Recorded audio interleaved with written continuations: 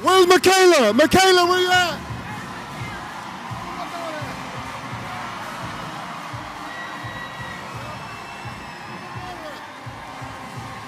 Hello, Pennsylvania!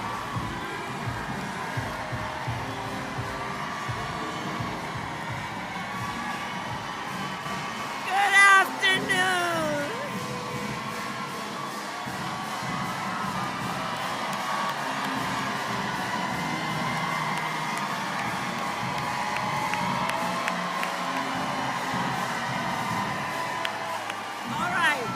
All right. Oh, we got the band in the house.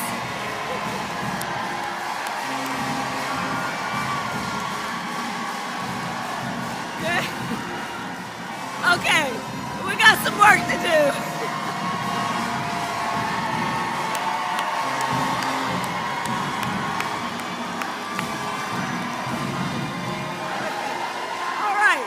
All right, okay.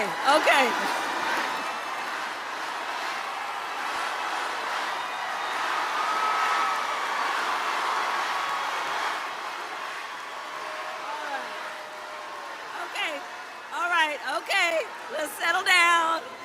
We got some work to do. But can we give it up, please, for Chris? Thank you so very much.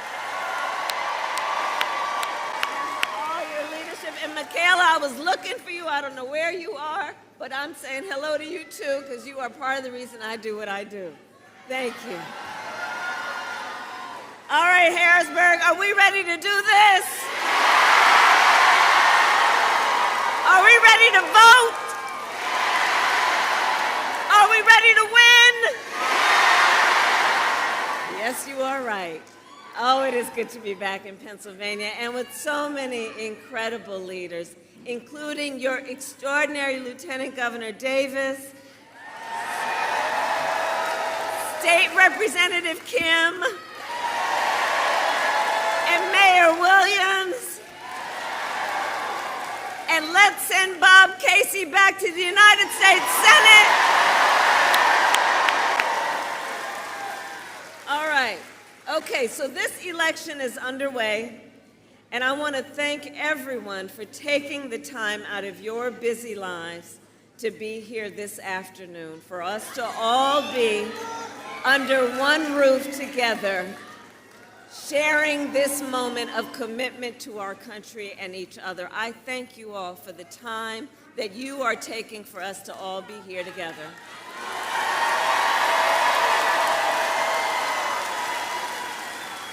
All right, so now is the time to remind our neighbors and our friends to make a plan to vote in person on Election Day,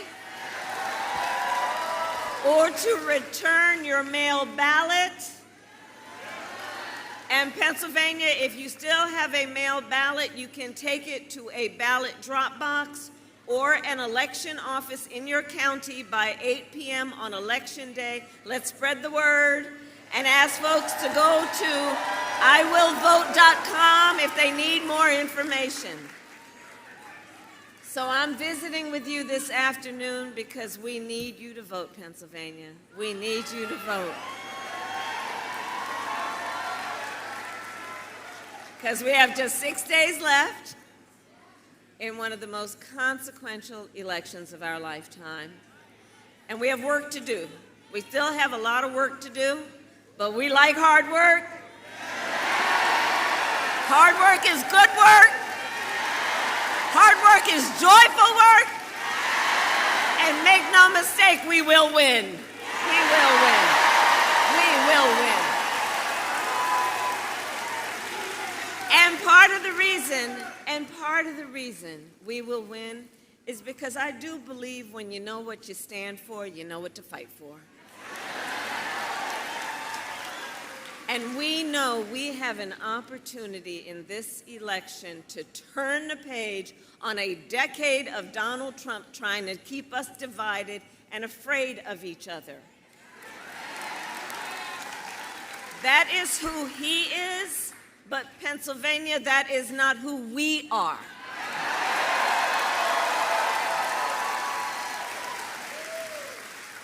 And I know plenty of folks are just exhausted with it all and know that it is time to stop pointing fingers and to start locking arms.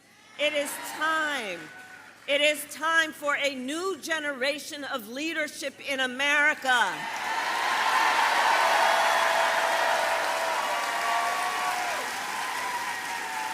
And together with you, we will do this, and I am ready to offer that leadership as the next President of the United States of America.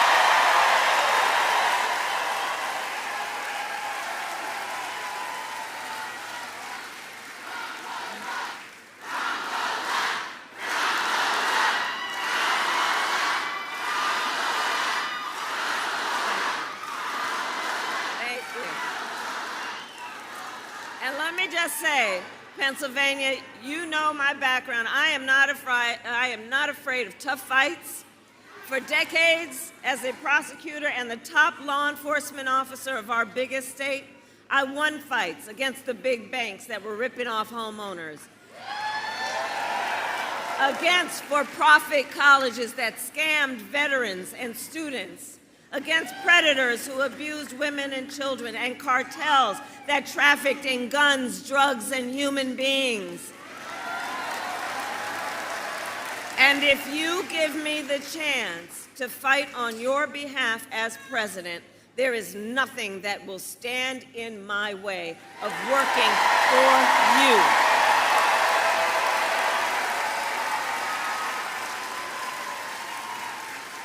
And look, we know who Donald Trump is, right? So this is someone who is not thinking about how to make your life better.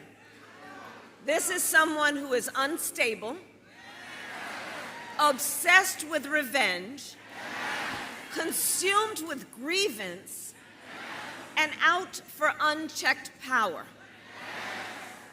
And look, in less than 90 days, either he or I will be in the Oval Office.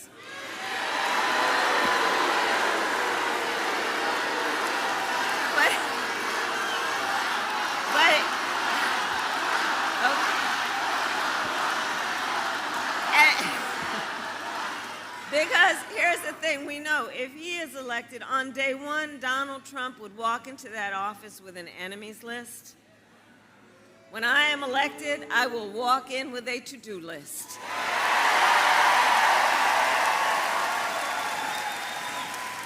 And at the top of my list is bringing down your cost of living. That will be my focus every single day as president. I will give a middle-class tax cut to 100 million Americans.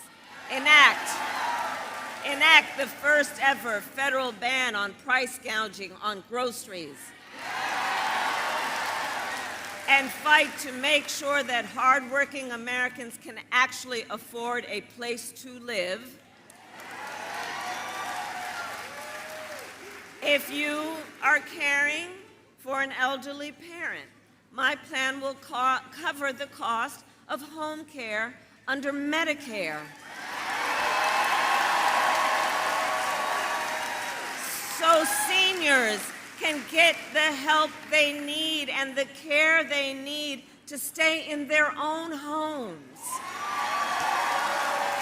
It's about dignity. It's about dignity. Which is why my plan will also lower the cost of child care.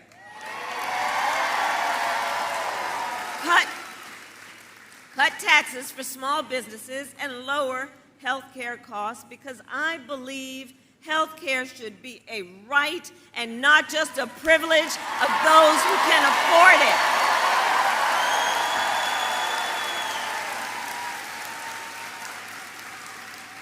On the other hand, Donald Trump's answer to financial pressures is for you to face the same deal.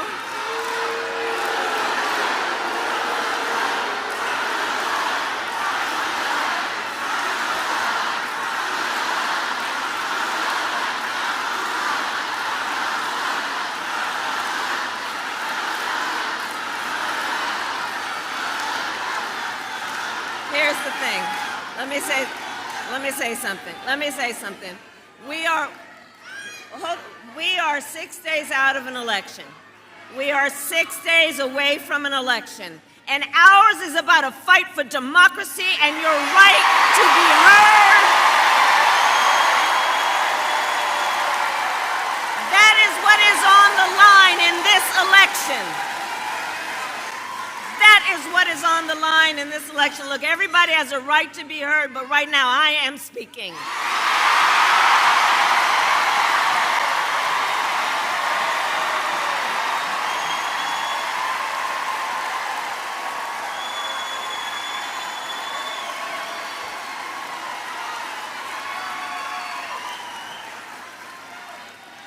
And one of the biggest issues that folks around the country want to talk about and hear is about how we are going to bring down the price of living for working people.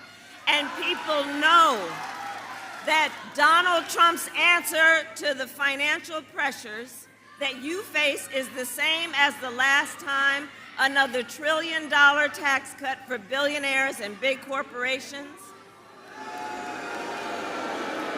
And this time, he will pay for it with a 20% national sales tax on everything you buy that is imported. Clothes, food, toys, cell phones. And a Trump sales tax would cost the average family nearly $4,000 more a year. These are some of the issues that are on the line in the next 6 days, and that's why we are here saying we will not stand for it. We stand for working people. We stand for middle class growth and strength.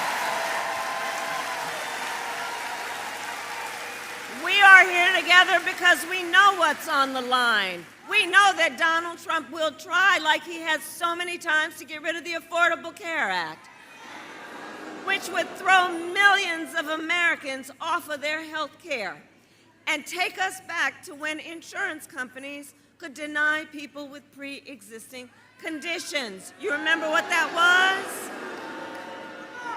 Well, we are not going back. We are not going back.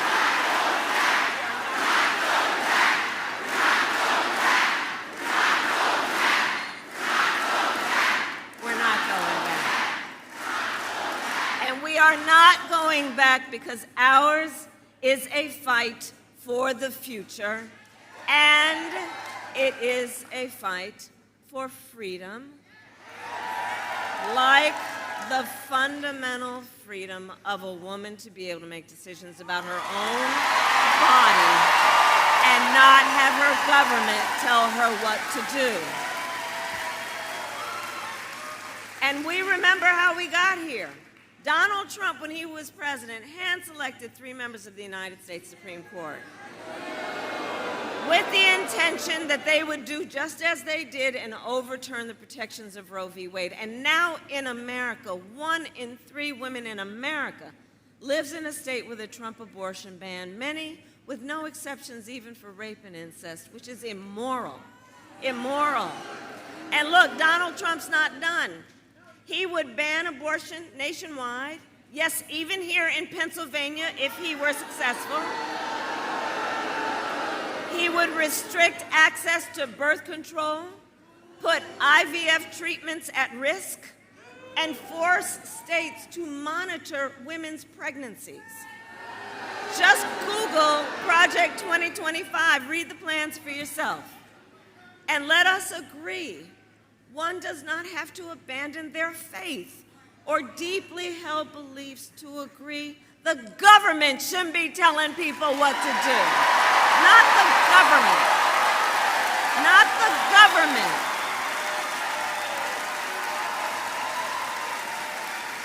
If she chooses, she will talk with her priest, her pastor, her rabbi, her imam, but not the government or Donald Trump telling people what to do.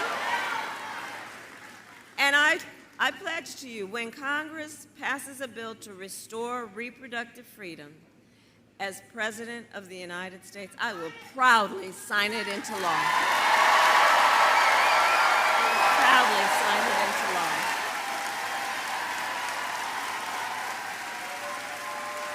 So, Pennsylvania, I am asking for your vote.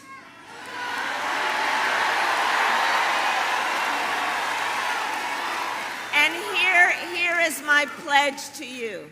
And here is my pledge to you. As your president, I pledge to seek common ground and common sense solutions to the challenges you face.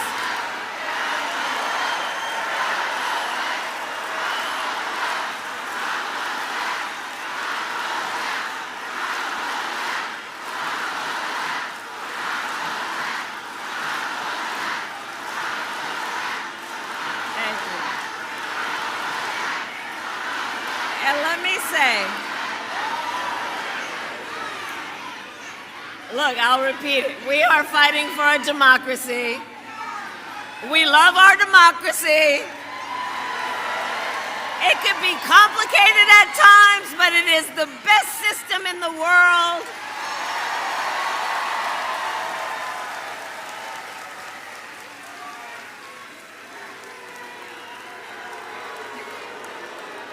It's okay. It's okay. It's okay. It's okay. All right. So look, I will continue with my point.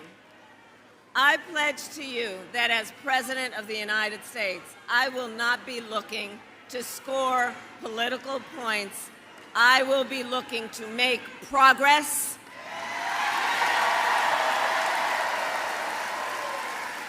And I pledge to listen to experts, to those who will be impacted by the decisions I make, and to the people who disagree with me.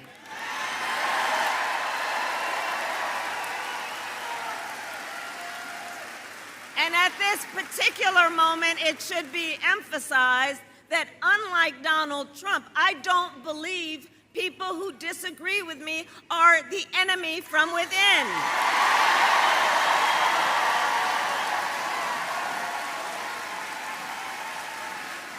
He wants to put them in jail. I'll give them a seat at the table.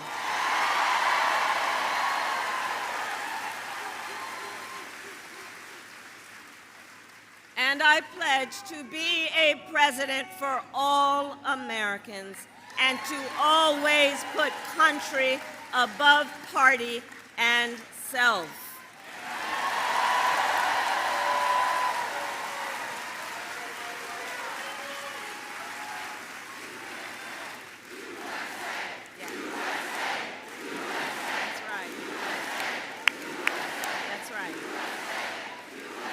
Pennsylvania, look, it all comes down to this. We are all here together, and you have taken so much time out of your life to be here because we love our country. We love our country. And when you love something, you fight for it.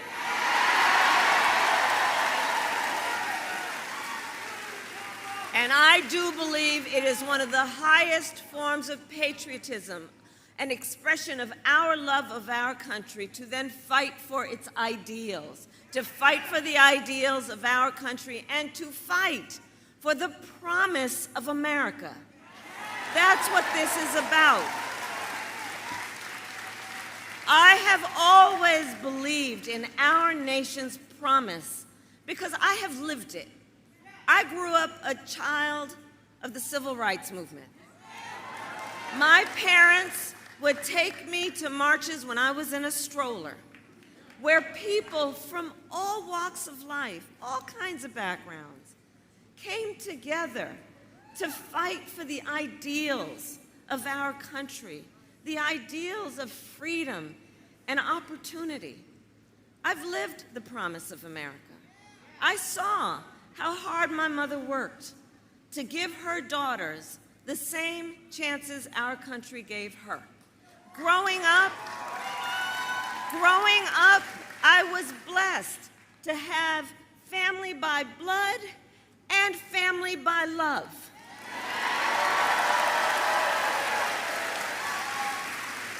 instilled in me, like all of us, who instilled in me the values that have always defined our nation at its best, like the value of community, of compassion, and faith.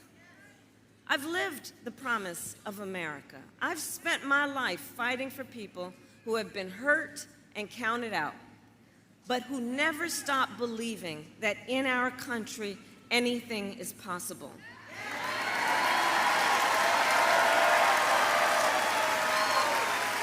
I've lived the promise of America, and I see the promise of America in this beautiful assembly of people, of you, who understand what is at stake and also what we have yet to do. That's what this is about.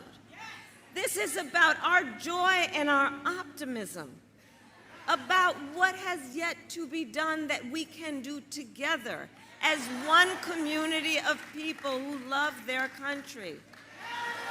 And I see then the promise of America in, for example, the women who refuse to accept a future without reproductive freedom. I see it in the men who support them.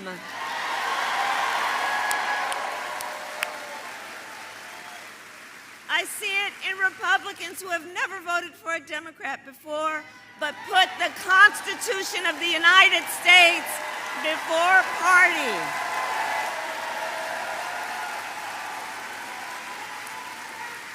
I see the promise of America in all the young leaders who I know are here right now voting for the first time.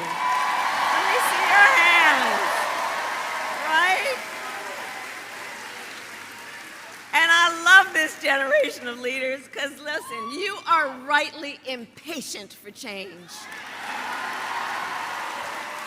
You who are determined to live free from gun violence, to tackle the climate crisis, and shape the world you inherit.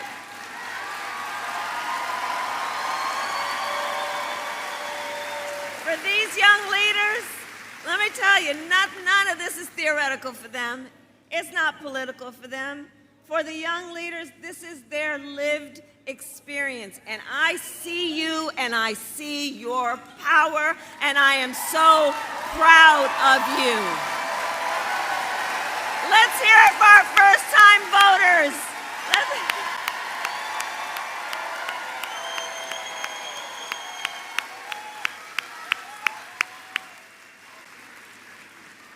I see you. So Pennsylvania, we have 6 days to get this done. No one can sit on the sidelines. Let's spend the next 6 days so when we look back, we will know that we've done everything we could. It's time to knock on doors, time to text and call voters, time to reach out to family and friends and neighbors and classmates and coworkers. And please, in these next 6 days, let us be intentional about building community.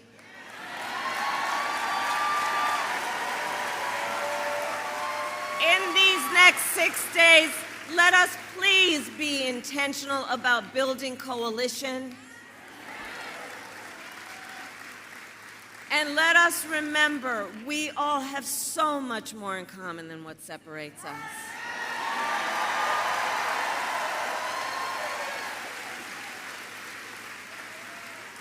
So remember, your vote is your voice, and your voice is your power. And I will end by asking you, Pennsylvania, are you ready to make your voices heard? Do we believe in freedom? Do we believe in opportunity? Do we believe in the promise of America? And are we ready to fight for it? And when we fight, we win. God bless you, and God bless the United States of America. God bless you. Freedom, freedom, I can't move. Freedom.